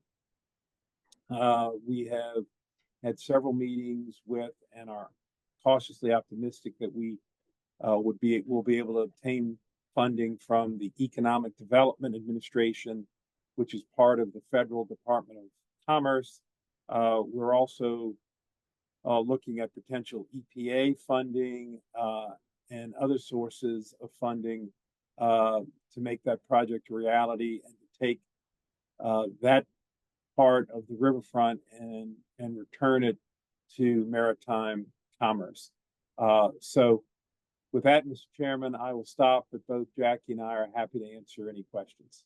No, Chris and and Jackie, thank you both for your time in that update. Again, I hope that was helpful and a great use of time for the board of directors to just hear how our lobbyists are working on our behalf across the city, the state, and on a national level to ensure that SLDC, our respective development boards, specifically our Port Authority, is getting the visibility it deserves, and that we're working together to address the challenges that our city faces and ultimately to drive economic development forward and leveraging the mighty Mississippi River to do that.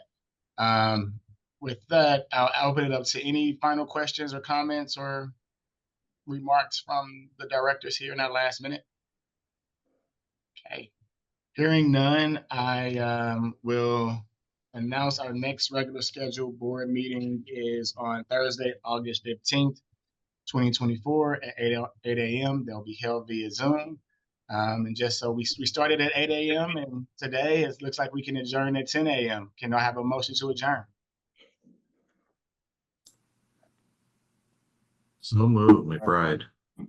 Moved and seconded here. With that, the board meeting is adjourned at 10 a.m. Thank you all. Have a great rest of your week and a great weekend.